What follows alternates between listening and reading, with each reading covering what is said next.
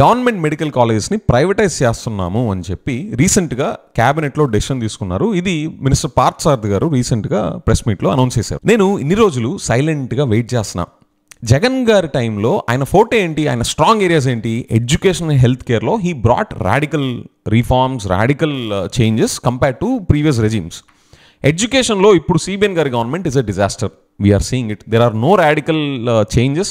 రాడికల్గా ఏమి రిఫార్మ్స్ తీసుకురావట్లా, groundbreaking reforms ఏమి తీసుకురావట్లా. ఆల్రెడీ గ్రౌండ్ బ్రేకింగ్ రిఫార్మ్స్ తీసుకొచ్చిన జగన్ గారి పాలసీస్ని పక్కన పడేసి ఏదో ఇంక్రిమెంటల్ ఇంప్రూవ్మెంట్ చూపిస్తున్నట్టు చిన్న చిన్న అక్కడక్కడ చేసుకుంటూ వెళ్తున్నారు. కానీ జగన్ గారితో కంపేర్ చేసుకుంటే ఇట్స్ అ డిజాస్టర్. సో నేను వెయిట్ చేస్తున్నా. హెల్త్ కేర్లో, ఎడ్యుకేషన్ అలాగే డిజాస్టర్ అయిపోయింది, ఇప్పుడు హెల్త్ కేర్లో ఎలా ఉండబోతుంది వీళ్ళ పాలసీ అని చెప్పి.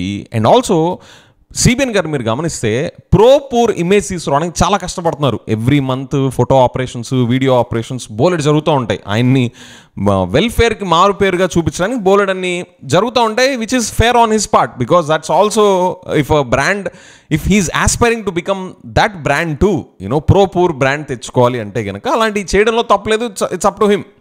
కానీ పాలసీ పాయింట్ ఆఫ్ వ్యూలో ఆయన పూర్ ఇమేజ్కి మారు పేరైన రిలేటివ్ టర్మ్స్ వైఎస్ఆర్ గారిని, జగన్ గారిని రీప్లేస్ చేయగలరా అని నేను ఆయన పాలసీ కోసం వెయిట్ చేస్తూ ఉన్నా. సో ఫైనల్గా ఈ పాలసీ రిలీజ్ అయింది.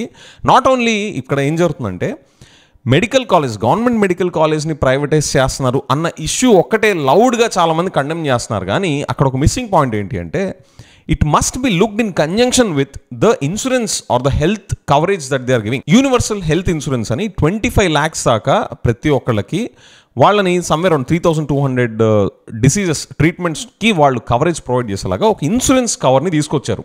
So the missing point here is government medical కాలేజ్ని ప్రైవేటైజ్ చేసేస్తున్నారు అనేదే స్ట్రాంగ్గా వాయిస్ అవుట్ చేస్తున్నారు. కానీ గవర్నమెంట్ మెడికల్ కాలేజ్ని ప్రైవేటైజ్ చేయడం along with this universal health insurance దాంతో కలిపి చూడాలి ఇష్యూని, which is not happening. So ఈ ఎపిసోడ్లో ఏం చేద్దాం అంటే మనం కలిపి చూద్దాం. గవర్నమెంట్ మెడికల్ కాలేజ్ని ప్రైవేటైజ్ చేయడం along with this universal health insurance మొత్తం కలిపి చూస్తే మనకి సిబిఎన్ గారి హెల్త్ పాలసీ క్లియర్గా అర్థమవుతుంది. ఇందులో మంచి ఉంది, చెడు ఉంది, రెండు కలిపి చూస్తే మనకు అసలు తత్వం బోధపడుతుంది. Will understand the bigger picture. In fact CBN గారు ఒక వెరీ వెరీ ఇంపార్టెంట్ పాయింట్ని మిస్ చేశారు. ఒక యాంగిల్లో చూస్తే మనల్ని అందరినీ బురిడి కొట్టిస్తున్నారా అనే డౌట్ కూడా వస్తుంది. సో అవన్నీ డిస్కస్ చేద్దాం ఈ ఎపిసోడ్లో. ఫైనల్గా ఎడ్యుకేషన్లో డిజాస్టర్ అయిపోయారు పాలసీ పాయింట్ ఆఫ్ వ్యూలో. హెల్త్ కేర్లో జగన్ గారిని డిఫెన్స్లో పడేసేలాగా జగన్ గారిని క్లీన్ బౌల్డ్ చేశారా? సిబిఎన్ గారు వైఎస్ఆర్ గారిని, జగన్ గారిని రీప్లేస్ చేసే బ్రాండ్ ఇమేజ్ పూర్గా ఇప్పుడు తెచ్చుకోగలిగే పాలసీ స్టఫ్ ఇందులో ఉందా అని క్లియర్గా మనం డిస్కస్ చేద్దాం ఎపిసోడ్లో. Hi, this is Vijay Kesari and welcome to Andhra podcaster, where we discuss questions, perspectives and possibilities focused on development of Andhra. First of all, ఒక కామన్ మ్యాన్ దగ్గర నుంచి చీఫ్ మినిస్టర్ దాకా ఉండాల్సిన ప్రైమరీ గోల్, ప్రైమరీ ఆబ్జెక్టివ్ ఏంటి చెప్పండి హెల్త్ కేర్లో? సిటిజన్కి, ఒక కామన్ మ్యాన్కి, కామన్ ఉమెన్ ఆల్సో, వాళ్ళ out of pocket expenditure ఎంత కుదిరితే అంత తగ్గించేయాలి, ఆల్మోస్ట్ నిల్ చేసేయాలి. అండ్ స్టేట్ ఫైనాన్సెస్కి అది భారం కాకుండా కాస్ట్ బర్డెన్ కూడా తగ్గించే విధంలో ఉండాలి. అవునా? This is the primary goal, primary objective of every chief minister in the state. Policy design లో this should be the primary objective. దీనికోసం కాలేజ్ ని ప్రైవేటైజ్ చేస్తారా, ప్రైవేట్ హాస్పిటల్స్ ని ఎంకరేజ్ చేస్తారా, గవర్నమెంట్ కాలేజ్ పెడతారా, గవర్నమెంట్ హాస్పిటల్స్ ని encourage చేస్తారా, ఇవన్నీ this comes secondary. Primary objective is out of pocket expenditure common person కి తగ్గించేసేయాలి. అది స్టేట్ ఫైనాన్సెస్ కి బర్డెన్ కాని విధంగా. ఇప్పుడు అసలు విషయానికి వద్దాం. రీసెంట్ గా క్యాబినెట్ లో ప్రైవేటైజ్ చేసేస్తున్నాము గవర్నమెంట్ మెడికల్ కాలేజ్ని, జగన్ గారి టైంలో స్టార్ట్ చేసినాయి అన్నీ ప్రైవేటైజ్ చేసేస్తున్నాము అని చెప్పేసి అనౌన్స్ చేశారు. దాని మీద చాలా స్ట్రాంగ్గా వాయిస్ అవుట్ చేస్తున్నారు. మేజర్గా వాళ్ళు తీసుకొస్తున్న కన్సర్న్స్ ఏంటి అంటే ఫీజ్.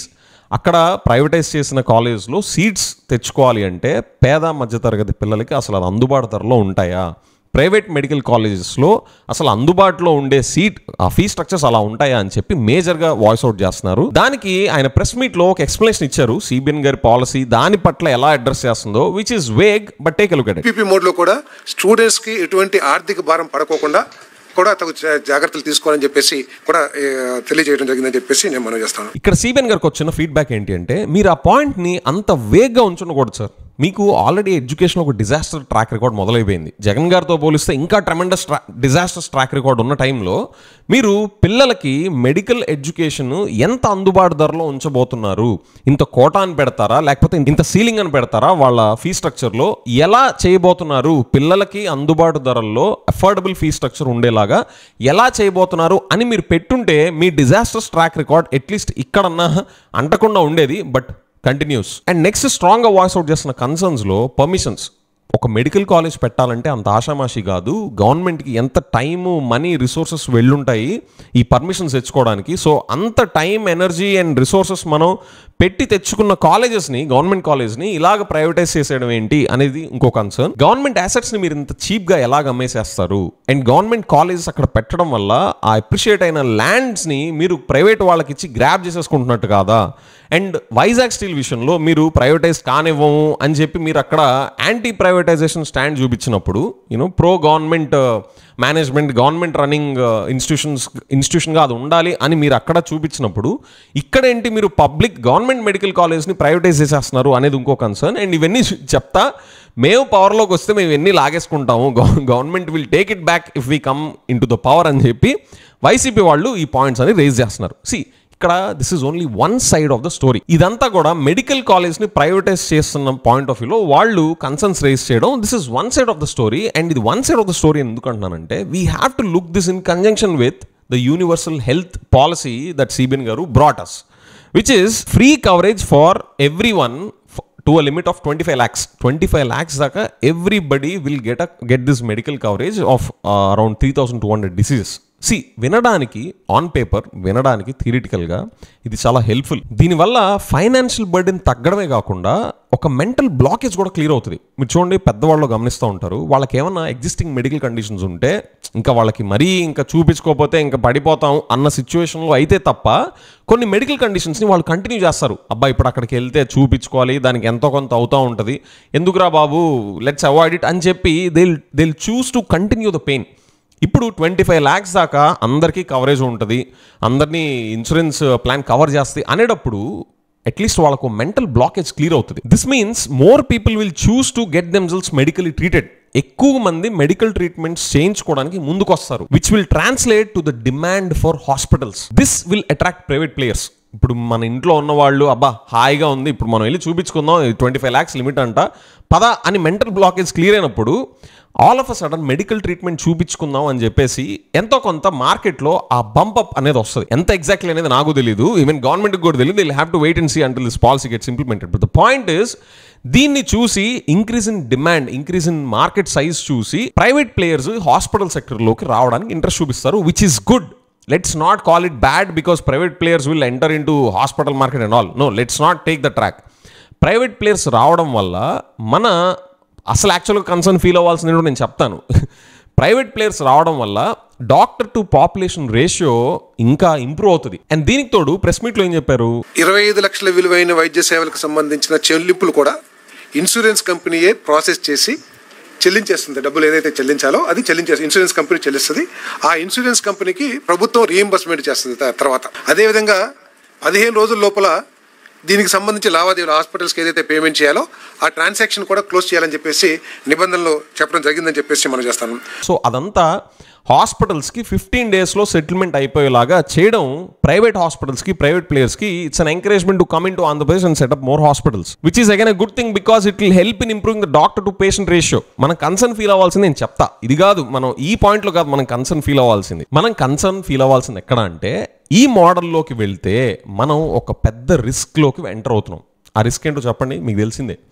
అదేంటి అంటే increasing cost of medical care in India. It's a systemic problem. మనకి ఇదో శాపం అయిపోయింది ఇండియాలో, తెలిసిందే కదా. మన హాస్పిటల్కి వెళ్తే ఒక్కొక్క ట్రీట్మెంట్ ఒక 2 years, 3 years, 5 years బ్యాక్ ఎంత ఉండింది, ఇప్పుడు ఎంత ఉండింది అనేది ఎవ్రీ ఇయర్ మీరు చూసుకుంటూ ఉంటే షాక్ అయిపోతూ ఉంటారు. The inflation rate in medical and health care cost in India is like crazy. So the point is, private players వస్తున్నారు అంటే వాళ్ళతో పాటు వాళ్ళు ప్రొవైడ్ చేసే ట్రీట్మెంట్స్ని కూడా చాలా పెద్ద పెద్ద కాస్ట్లకి, పెద్ద పెద్ద ఫీజులు ఛార్జ్ చేస్తా వాళ్ళు దిగుతారు మార్కెట్లోకి. సో ఇందా నేను చెప్పినట్టు ఒక స్టేట్లో మనకు ఉండాల్సిన టాప్ ప్రయారిటీ ఏంటి, హెల్త్ కేర్ పాలసీ డిజైన్ చేసేటప్పుడు మన out of pocket expenditure common పర్సన్కి ఎంత కుదిరితే అంత తగ్గిస్తా, స్టేట్ ఫైనాన్సెస్ మీద కూడా అంత బర్డెన్ తగ్గించుకునే విధంగా దాన్ని డెలివర్ చేయాలి. అవునా? ఇప్పుడు ఈ పాలసీ వల్ల ప్రైవేట్ ప్లేయర్స్కి ఎంకరేజ్ చేసేలాగా ఉంటే వాళ్ళతో పాటు వాళ్ళ ట్రీట్మెంట్ కాస్ట్స్ కూడా పెరిగి గవర్నమెంట్ మళ్ళీ వాళ్ళకి పే చేయాలి కాబట్టి అది మనకి కాస్ట్ బర్డెన్ అవుతుంది.